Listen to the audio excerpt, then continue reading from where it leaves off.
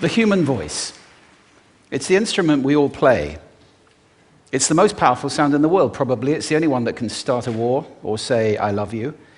And yet many people have the experience that when they speak, people don't listen to them. Why is that? How can we speak powerfully to make change in the world?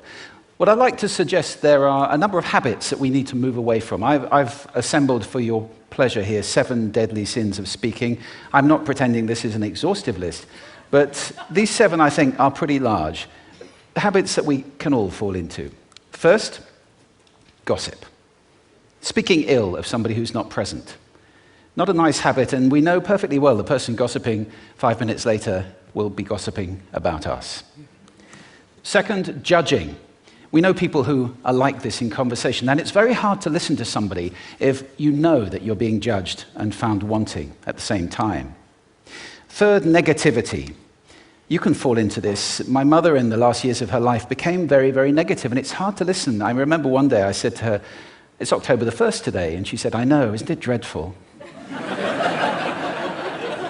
It's hard to listen when somebody's that negative. And another form of negativity, complaining. Well, this is the national art of the UK. It's our national sport. We complain about the weather, about sport, about politics, about everything. But actually, complaining is viral misery. It's not spreading sunshine and lightness in the world. Excuses. We've all met this guy. Maybe we've all been this guy. Some people have a blame thrower. They just pass it on to everybody else and don't take responsibility for their actions. And again, hard to listen to somebody who's being like that. Penultimate, the 6th of the 7, embroidery, exaggeration. It demeans our language, actually, sometimes. For example, if I see something that really is awesome, what do I call it? And then, of course, this exaggeration becomes lying, out-and-out lying, and we don't want to listen to people we know are lying to us. And finally, dogmatism. The confusion of facts with opinions. When those two things get conflated, you're listening into the wind. You know, somebody is bombarding you with their opinions as if they were true. It's difficult to listen to that. So here they are, 7 deadly sins of speaking. These are things I think we need to avoid. But is there a positive way to think about this? Yes, there is. I'd like to suggest that there are 4 really powerful cornerstones, foundations, that we can stand on if we want our speech to be powerful and to make change in the world. Fortunately, these things spell a word. The word is hail, and it has a great definition as well. I'm not talking about the stuff that falls from the sky and hits you on the head. I'm talking about this definition, to greet or acclaim enthusiastically, which is, I think, how our words will be received if we stand on these 4 things. So what do they stand for? See if you can guess.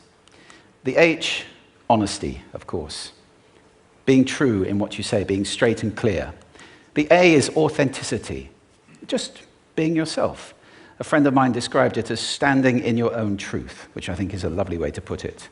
The I is integrity, being your word, actually doing what you say, and being somebody people can trust. And the L is love. I don't mean romantic love, but I do mean wishing people well. For 2 reasons. First of all, I think absolute honesty may not be what we want. I mean, my goodness, you look ugly this morning. Perhaps that's not necessary. Tempered with love, of course, honesty is a great thing. But also, if you're really wishing somebody well, it's very hard to judge them at the same time. I'm not even sure you can do those 2 things simultaneously. So, hail. Also, now that's what you say, and it's like the old song, it is what you say, it's also the way that you say it. You have an amazing toolbox. This instrument is incredible, and yet this is a toolbox that very few people have ever opened. I'd like to have a little rummage in there with you now, and just pull a few tools out that you might like to take away and play with, which will increase the power of your speaking. Register, for example.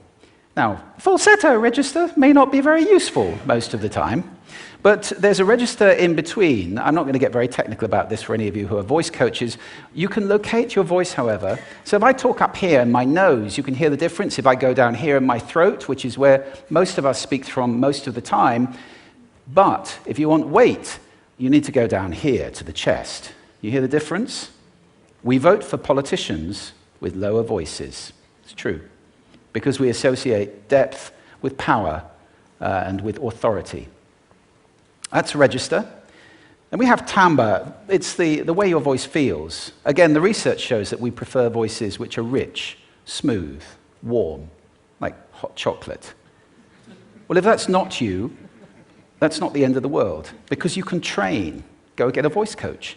And there are amazing things you can do with breathing, with posture, and with exercises to improve the timbre of your voice. Then prosody. I love prosody. This is the sing-song, the meta-language that we use in order to impart meaning. It's route one for meaning in conversation. People who speak all on one note are really quite hard to listen to if they don't have any prosody at all. That's where the word monotonic comes from, or monotonous, monotone. Also, we have repetitive prosody now coming in, where every sentence ends as if it were a question, when it's actually not a question, it's a statement. And if you repeat that one over and over, it's actually restricting your ability to communicate through prosody, which I think is a shame. So let's try and break that habit. Pace. I can get very, very excited by saying something really, really quickly, or I can slow right down to emphasize. And at the end of that, of course, is our old friend, silence. There's nothing wrong with a bit of silence in a talk, is there? We don't have to fill it with ums and ahs. It can be very powerful. Of course, pitch often goes along with pace to indicate arousal, but you can do it just with pitch. Where did you leave my keys? Where did you leave my keys? It's a slightly different meaning in those two deliveries. And finally, volume. I can get really excited by using volume. Sorry about that if I startled anybody. Or I can have you really pay attention by getting very quiet. Some people broadcast the whole time. Try not to do that. That's called sodcasting.